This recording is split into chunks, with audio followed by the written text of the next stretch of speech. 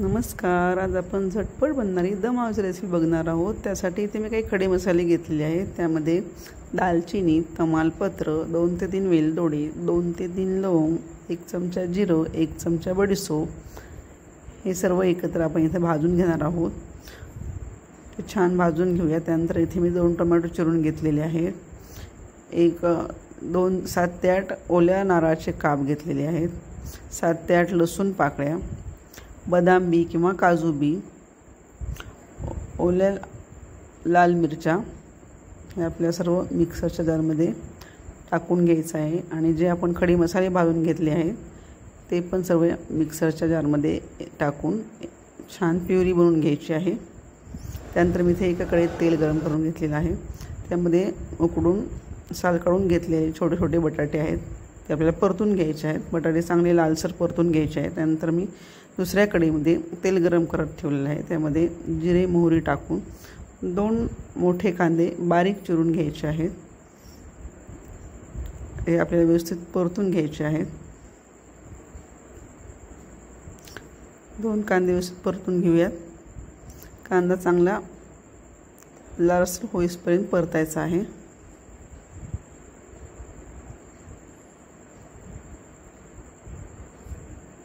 कांदा व्यवस्थित परतून घेतल्यानंतर आपल्याला त्यामध्ये जी टोमॅटोची प्युरी बनवली होती ती त्यात ॲड करायची आहे। टोमॅटोची प्युरी त्यामध्ये पण व्यवस्थित परतून घ्यायची आहे।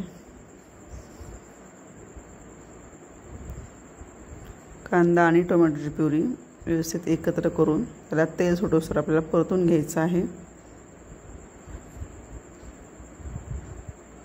कांदा टोमॅटो व्यवस्थित मिक्स झाल्यानंतर आपण त्यामध्ये 1 चमचा हळद, 2 ते 3 चमचे तिखट, 1 चमचा कसुरी मेथी, हे सर्व टाकून परतून घेणार आहोत। चांगलं तेल सुटूस त्याला परतून घ्यायचं आहे आपल्याला। व्यवस्थित आपल्याला परतून त्यामध्ये मी 1 ग्लास पाणी ॲड करत आहे। 1 ग्लास पाणी ॲड करून परतून घ्यायचं व्यवस्थित चांगलं। 1 ते 1.5 ग्लास पाणी त्याला लागतं। ती प्युरी थोडीशी शिजू द्यायची व्यवस्थित। छान असा रंग आलेला आहे त्याला। व्यवस्थित मस्त घट्ट भाजी झालेली आहे।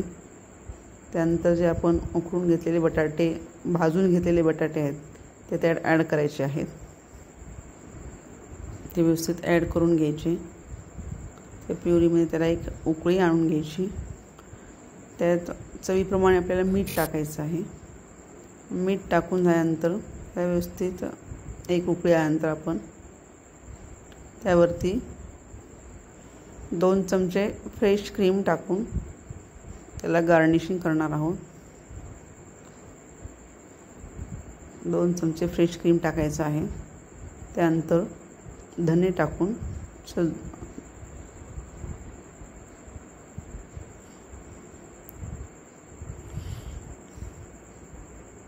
त्यानंतर कोथिंबीर टाकून व्यवस्थित गार्निशिंग करून घेऊया। तयार आहे आपली झटपट बनणारी दम आळूची रेसिपी। अशाच छान छान रेसिपीसाठी माझ्या चॅनलला लाईक करा, सबस्क्राईब करा। धन्यवाद।